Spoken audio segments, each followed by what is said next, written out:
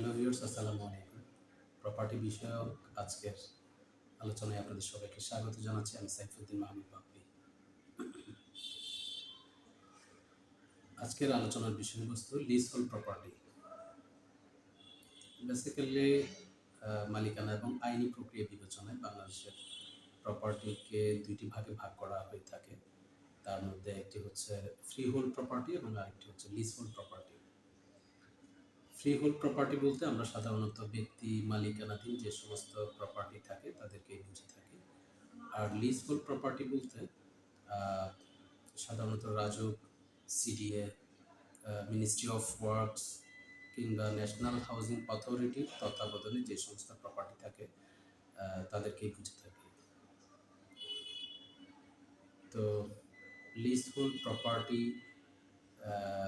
কেনা বেচায় একজন গ্রাহক কিংবা বিক্রেতার কী কী করণীয় সেটি আমরা আলাপ করব।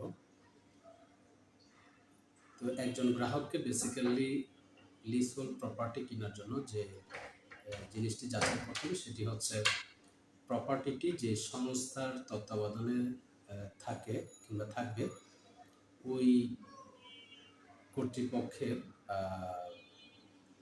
ওই কর্তৃপক্ষ কর্তৃক যে দলিলটি কিংবা লিজ ডিড কিংবা লিজ দলিল সেটি খুবই ইম্পর্ট্যান্ট। ওই দলিলে সর্বশেষ বিক্রেতার নাম আছে কিনা তা যথাযথভাবে যাচাই বাছাই করে নিতে হবে কিংবা ভেরিফাই করে নিতে হবে। কারণ ওই দলিলের মধ্যেই পূর্বের 25 বছরের ইতিহাস এখানে লিপিবদ্ধ থাকে। সো এটা খুবই ইম্পর্ট্যান্ট।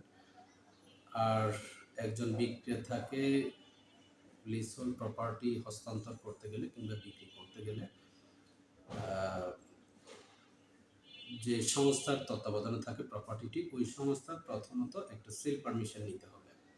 সেল পারমিশন ছাড়া কোনো লিজহোল্ড প্রপার্টি হস্তান্তর কিংবা বিক্রয় সম্ভবপর নয়। তো এই সেল পারমিশন নিতে গেলে কয়েকটি ধাপ অনুসরণ করতে হয়। তো বিক্রেতাকে প্রথমেই যে জিনিসটি করতে হবে সেটা হচ্ছে একটি অ্যাপ্লিকেশন ফর্ম তৈরি করতে হবে। এই সেল পারমিশন নেওয়ার জন্য ওই কর্তৃপক্ষের কাছ থেকে একটি অ্যাপ্লিকেশন ফর্ম তৈরি করতে হবে। যে অ্যাপ্লিকেশন ফর্মের মধ্যে সব তথ্য লিপিবদ্ধ থাকবে এবং সব তথ্য ইনপুট দেওয়ার পর বিক্রেতার স্বাক্ষর দিয়ে দেন হচ্ছে কর্তৃপক্ষ বরাবর এটি সাবমিট করবে। এরপর ওই কর্তৃপক্ষ যথাযথ যাচাই বাছাই ও ওই অ্যাপ্লিকেশনের সাথে হচ্ছে আপনার যে সমস্ত দলিল দস্তাবেজ কিংবা নথিপত্র আছে এগুলো হচ্ছে আপনার সংযুক্ত করে নিতে হবে। তো ওই কর্তৃপক্ষ অ্যাপ্লিকেশন যাচাই বাছাই পূর্বক একটি ফার্স্ট লেটার ইস্যু করবে বিক্রেতা বরাবর।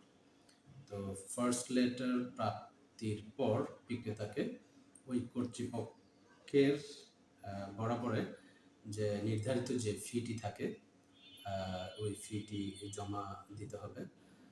এর পরবর্তীতে আপনার কর্তৃপক্ষ আরেকটি ফাইনাল অ্যাপ্রুভাল লেটার ইস্যু করবে। এই ফাইনাল অ্যাপ্রুভাল লেটার বিক্রেতা হাতে পাওয়ার পর প্রপার্টি বিক্রি কিংবা হস্তান্তর করার জন্য যাবতীয় প্রক্রিয়া অনুসরণ করতে পারবে কিংবা রেজিস্ট্রেশন করতে পারবে কিংবা হস্তান্তর করতে পারবে। তো ধন্যবাদ সবাইকে।